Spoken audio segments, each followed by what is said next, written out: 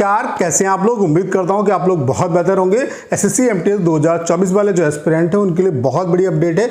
आपके सभी रीजन का जो एडमिट कार्ड का स्टेटस है वो आपका आउट हो चुका है। केवल यहाँ पे कुछ रीजन बचे हुए हैं, जैसे कि आपका एनआर रीजन बचा हुआ है, सीआर रीजन बचा हुआ है और एमपीआर रीजन आपका बचा हुआ है। तो इनका जो एडमिट कार्ड का स्टेटस है वो कब तक आएगा उसके बारे में बात करेंगे। उसके अलावा एडमिट कार्ड आप कब तक डाउनलोड कर पाएंगे, कितने दिन पहले आप अपना जो एडमिट कार्ड है वो डाउनलोड कर पाएंगे, उसके बारे में बात करेंगे। उसके अलावा आप में से ढेर सारे जो एस्पिरेंट हैं उनके दिमाग में ये भी डाउट है कि क्या अभी वैकेंसी और भी आपकी इंक्रीज हो सकती है, तो इस पॉइंट पे भी इस वीडियो में हम लोग बात करने वाले हैं। तो ये वीडियो आप सभी के लिए बहुत ज़्यादा हेल्पफुल होने वाला है। तो चलिए स्टार्ट करते हैं। वीडियो को स्टार्ट करने से पहले आप सभी को एक इन्फॉर्मेशन देना चाहता हूं कि अगर आप एसएससी सीएचएसएल सीजीएल एग्जाम की प्रिपरेशन कर रहे हैं तो टाइपिंग क्वालिफाई करना आपके लिए बहुत जरूरी है, क्योंकि जब तक कि टाइपिंग क्वालिफाई नहीं करोगे तब तक कि आपका सिलेक्शन नहीं होगा। टाइपिंग और कंप्यूटर आपके सिलेक्शन में बहुत ही इंपॉर्टेंट रोल प्ले करने वाले, और टाइपिंग में भी टाइपिंग की इंपॉर्टेंस उतनी जैसे कि एग्जाम को क्वालिफाई करने के लिए प्रीवियस क्वेश्चन की इंपॉर्टेंस है, वैसे टाइपिंग को क्वालिफाई करने के लिए प्रीवियस जो पैसेज हैं उनकी इंपॉर्टेंस है। आप टाइपिंग कहीं से भी सीखो, लेकिन प्रीवियस पैसेज को जरूर टाइप करो। हमने आपके लिए कंप्लीट टाइपिंग का सॉफ्टवेयर बना दिया है, जिसका इंटरफेस बिल्कुल एसएससी सीएचएसएल सीजीएल जैसा है। बाकी यहाँ पे हम आपको 250 पैसेज दे रहे हैं जो कि एसएससी सीएचएसएल सीजीएल एग्जाम में आए हुए हैं। इन्हीं पैसेज को कम से कम 2 बार टाइप कर लो। मैं दावे के साथ कह सकता हूँ 100% आप टाइपिंग को क्वालिफाई करके आएंगे। एक दिन का जो डेमो है वो आपके लिए बिल्कुल फ्री है। मैं आप सभी से जरूर कहूँगा कि एक बार डेमो जो दीजिएगा। डेमो का लिंक डिस्क्रिप्शन और कमेंट बॉक्स में पिन किया हुआ है, वहां से आप डेमो दे सकते हैं। और अगर आप डेमो से सेटिस्फाई होते हैं तो अपना जो बेस्ट प्लान है वो परचेज कर सकते हैं। लेकिन एक बार डेमो जो दीजिएगा, डेमो का लिंक डिस्क्रिप्शन और कमेंट बॉक्स में पिन किया हुआ है। तो आपको ऑलरेडी मैं पहले बता चुका था कि ईआर और केकेआर रीजन का सबसे पहले आपका इस बार ईआर रीजन का आया, फिर उसके बाद केकेआर रीजन का आया। तो ईआर और केकेआर रीजन का पहले ही आपका स्टेटस आ चुका था। बाकी जितने बचे हुए रीजन है उन सभी का जो स्टेटस है वो आपका आउट हो चुका है। जैसे कि एनईआर का आप देख सकते हैं। तो सबसे पहले आपको ये पता होना चाहिए कि आप किस रीजन से आते हैं। उसके लिए आप गूगल पे सर्च कर लेना, सिंपली आपको पता चल जाएगा कि कौन कौन से रीजन किस किस स्टेट, कौन कौन से स्टेट जो हैं वो किस किस रीजन में आते हैं। उसके बाद क्या करना, जैसे कि मान लेते हैं फॉर एग्जांपल आप एनईआर रीजन के, तो आपको सिंपली गूगल पे एसएससी एनईआर डालना है। तो एसएससी एनईआर की साइट खुल जाएगी। वहाँ पे आप देख सकते हैं इस तरीके से एडमिट कार्ड का स्टेटस शो हो रहा है। यहाँ पे क्लिक करेंगे तो आप अपनी जो डिटेल है वो डाल के अपना जो एडमिट कार्ड का स्टेटस है वो चेक कर सकते हैं। तो एनईआर रीजन की ऑफिशियल साइट से मैं आपको दिखा रहा हूँ, एनईआर रीजन का आपका स्टेटस आउट हो चुका है। उसके अलावा आप देख सकते हैं ये एनडब्ल्यूआर रीजन का भी स्टेटस आउट हो चुका है। Status download admit card multitasking non technical and हवलदार CBSE CBN examination 2024 to be held on, यहाँ 30 तारीख से लेकर के 14 नवंबर तक जो होना है। और यहाँ पे क्लिक करके आप इसको भी देख सकते हैं। तो एनडब्ल्यूआर रीजन का भी आ चुका है। उसके अलावा आप देख सकते हैं ये आपका डब्ल्यूआर जो रीजन है इसका भी आ चुका है। स्टेटस डाउनलोडिंग फॉर हवलदार जो एग्ज़ाम आपका 30 तारीख से लेकर के 14 नवंबर तक होने वाला है, इसका भी यहाँ पे स्टेटस जो है वो शो हो रहा है। ठीक है, डब्ल्यूआर रीजन का जो है वो भी आउट हो चुका है आपका। उसके अलावा आप देख सकते हैं एसआर जो रीजन है उसका भी एडमिट कार्ड का जो स्टेटस है वो आउट हो चुका है।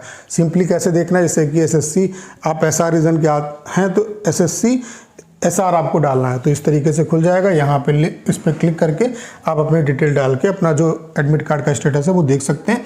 यहाँ पे ये शो कर देगा कि आपका जो एग्ज़ाम है वो किस डेट में, किस शिफ्ट में है और उसका सिटी क्या है। ठीक है, उसके अलावा जो बचे हुए रीज़न है वो हैं आपके एनआर रीज़न, उसके अलावा सीआर रीज़न और एमपीआर रीज़न। एनआर का तो एडमिट कार्ड का जो स्टेटस है वो सबसे लास्ट में ही आता है। उसका रीज़न क्या है, एनआर और सीआर का सबसे लास्ट में आता है। उसका रीज़न क्या है कि यहाँ पे जो नंबर ऑफ एस्पिरेंट हैं वो ज़्यादा होते हैं। सीजीएल के भी केस में एनआर का सबसे लास्ट में आया था, और बल्कि साइट पे इतना ज़्यादा लोड हो गया था उन्होंने बाकायदा इसकी पीडीएफ ही डाल दी थी स्टूडेंट की। तो वहाँ से पीडीएफ से बच्चे चेक कर पा रहे थे कि कब एग्ज़ाम है, किस शहर में एग्ज़ाम है, किस शिफ्ट में एग्ज़ाम है। ठीक है, तो एनआर सीआर और एमपीआर जितने बचे हुए रीज़न है आप ये मान के चलो कि 1-2 दिन के अंदर सभी का आ जाएगा। 30 तारीख को आपका एग्जाम है तो आप ये मान के चलो 20 तारीख तक जितने भी रीजन है उन सभी का एडमिट कार्ड का जो स्टेटस है वो आउट हो जाएगा। इसके रिगार्डिंग बहुत ज़्यादा आपको परेशान होने की जरूरत नहीं है, यानी कि आज से लेकर के कल तक आपको सभी के जो एडमिट कार्ड के स्टेटस हैं वो देखने को मिल जाएंगे। उसके अलावा अगर हम बात करें कि एडमिट कार्ड जो है वो आपका कब तक डाउनलोड होगा, तो एडमिट कार्ड जो है वो एग्ज़ाम से 4 से 5 दिन पहले ही डाउनलोड होता है। जैसे कि आपका 30 तारीख को एग्ज़ाम है तो आप ये मान के चलो कि 25 तारीख या 26 तारीख तक अपना जो एडमिट कार्ड है वो आप डाउनलोड कर पाएंगे। जैसे जिस डेट में आपका एग्ज़ाम होगा उस डेट से 4 से 5 दिन पहले ही आप अपना जो एडमिट कार्ड है वो डाउनलोड कर पाएंगे। ठीक है, एडमिट कार्ड को डाउनलोड करने का भी सिंपल सा तरीका है, आपका एडमिट कार्ड आ जाएगा तो आप इजीली उसे डाउनलोड कर पाएंगे। लिंक आपके उस पर मेल पे भी आएगा, तो वहाँ से भी आप डाउनलोड कर सकते हैं उसे। तो एडमिट कार्ड 4 से 5 दिन पहले आपका डाउनलोड होगा। बाकी आपके लिए बहुत बड़ी अपडेट है कि सभी जो रीज़न है उनका एडमिट कार्ड का स्टेटस आउट हो चुका है। केवल ये 3 रीज़न बचे हुए हैं, इनका भी आज कल में आपको देखने को मिल जाएगा। 20 तारीख तक सभी का जो एडमिट कार्ड का स्टेटस है वो आपका आउट हो जाएगा। ठीक है, उसके अलावा एक डाउट है स्टूडेंट के दिमाग में ये कि अभी क्या वैकेंसी और भी इंक्रीज़ हो सकती हैं। तो देखो, मुझे ऐसा लगता है कि अब वैकेंसी इंक्रीज़ होने की पॉसिबिलिटी बहुत कम है। अच्छी खासी वैकेंसी इस बार आपकी MTS 2024 में आपको देखने को मिली है। MTS 2023 में काफ़ी कम वैकेंसी थी, 10,000 के आसपास वैकेंसी आपकी हो चुकी है। मुझे ऐसा लगता है कि इसकी पॉसिबिलिटी बहुत कम है। अगर वैकेंसी आपकी इंक्रीज़ होंगी तो वो केवल और केवल इनकम टैक्स डिपार्टमेंट में वैकेंसी जो है वो इंक्रीज़ हो सकती है। जैसे कि ये 2731 वैकेंसी का डाटा हमारे पास अभी तक है, जो वैकेंसी RTI के थ्रू में पता चले। यहाँ पे अभी क्या है कि चंडीगढ़ में जो वैकेंसी है वो रिपोर्ट होना बाकी है, चंडीगढ़ में कितनी क्या वैकेंसी आती हैं। ठीक है, उसके अलावा यहाँ पे अभी एक उम्मीद ये है कि मुंबई में जो वैकेंसी है वो रिवाइज्ड होंगी। यहाँ पे 101 वैकेंसी है, ये इससे ज़्यादा ही वैकेंसी यहाँ पे होंगी। जो RTI का रिप्लाई आया था उसमें 101 वैकेंसी थी।